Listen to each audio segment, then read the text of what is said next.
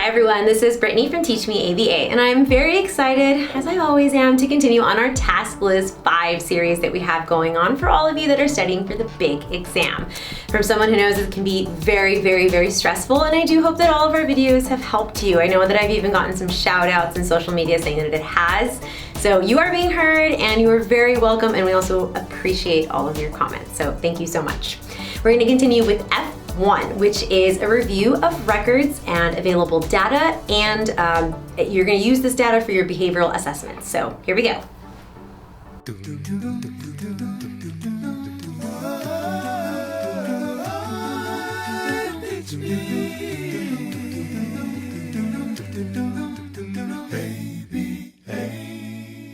So specifically, when you are a behavior analyst, you're a clinician, and you're going to start on a case.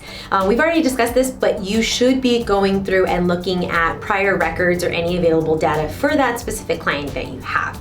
Records available or data available are really important because that information is vital to getting the most that you can out of creating a personalized program for that individual, right? Because again, behavior analysts, we never copy and paste. Everything has to be tailored uniquely to that specific person. Otherwise, we're just not doing our job correctly.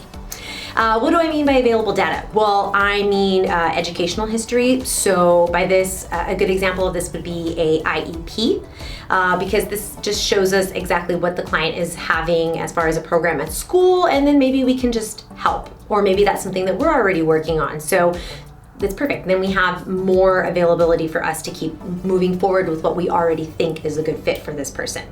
Medical history, so any kind of documents that are available to us, because again, we always have to consider any biological factor, any physiological factor that may be going on before we make any changes or we roll out something else that's completely new. A good example of this might be if you have a client that has epilepsy. If they've been diagnosed with that, then it would be necessary for the behavior analyst to include any sort of precautions. Maybe you have a plan of action for what's going to happen if there is a attack during session. You know, it's good to have that crisis plan for that individual, so that way you can just keep the individual safe and you know that your ABA treatment is going to be effective for that person. It's also going to be necessary for you to have any previous documentation from a previous ABA company. Now, while I know it might sound that maybe we're comparing and having a big ego and saying, oh, you know, my program is going to work even better, that's not the case. What we want to do is just we want to assess whether or not previous programming was effective for that individual. And again, it has nothing to do on the part of the old ABA company. You know, maybe they just didn't have another set of eyes to help them and maybe expand on that programming. So we can decide whether or not we're going to keep a previous program, we're going to alter or tailor a program, or we might even not choose to have that program. But at least it gives us an idea as far as where we should go from here, because again, we always want to be as effective as we can for our client, and we want to move forward the best way that we think is possible for them.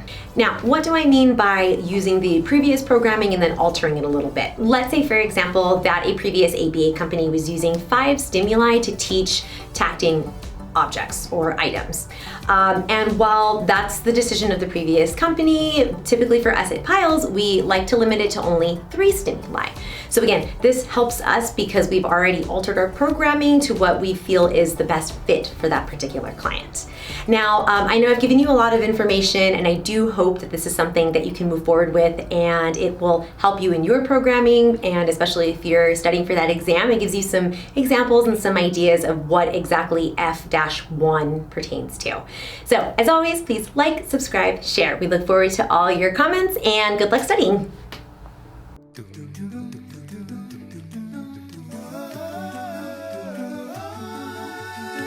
To me.